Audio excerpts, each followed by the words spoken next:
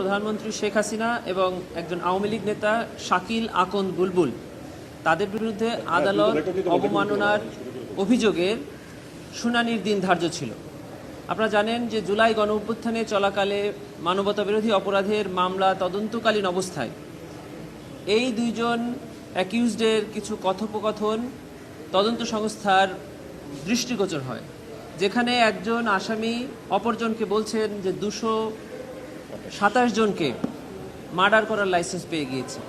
শুধু তাই নয়, এই মামলার তদন্তকারী কর্মকর্তাকেও হুমকি স্বরূপ বিভিন্ন কথাবার্তা ওই কথোপকথনে প্রকাশিত হয়।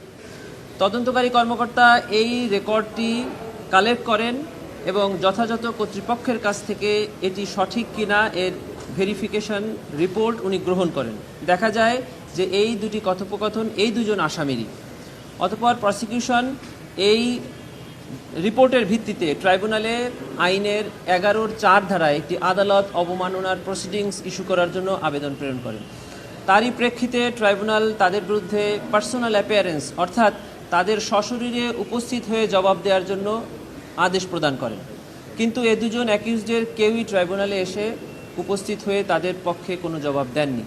অতঃপর ট্রাইব্যুনাল তাদেরকে হাজির হওয়ার জন্য ফর অল ফেয়ারনেস দুটি বাংলাদেশের বহুল প্রচলিত পত্রিকায় বিজ্ঞপ্তি প্রকাশ করেন। সেই আদেশের প্রেক্ষিতে দুটি জাতীয় পত্রিকায় তাদেরকে ট্রাইব্যুনালে হাজির হয়ে জবাব দেওয়ার জন্য বিজ্ঞপ্তি প্রকাশ হয়। আজকে এই বিজ্ঞপ্তি প্রকাশের পরে ফার্দার হিয়ারিং এবং আদেশের জন্য দিন ধার্য ছিল। এরপরেও এই দুজন অ্যাকিউজড কেউই ট্রাইব্যুনালে উপস্থিত হননি।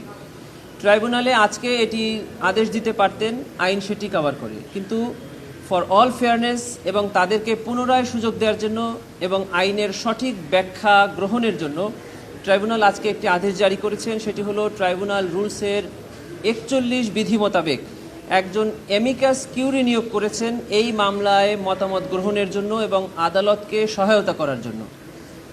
সুপ্রিম কোর্টের সিনিয়র অ্যাডভোকেট AY মশিউজ্জামান সাহেবকে, যিনি সুপ্রিম কোর্ট বারের সাবেক সম্পাদক ছিলেন, ট্রাইব্যুনাল স্বপ্রণোদিত হয়ে উনাকে এই মামলায় ট্রাইব্যুনালকে সহায়তা করার জন্য এই আসামিদের পক্ষে এবং ট্রাইব্যুনাল এই আইনের ব্যাখ্যা দেওয়ার জন্য উনাকে অ্যামিকাস কিউরি হিসেবে নিয়োগ করেছেন এবং জুন মাসের 25 তারিখে ফার্দার হিয়ারিং এবং ডিসপোজালের জন্য দিন ধার্য করেছে।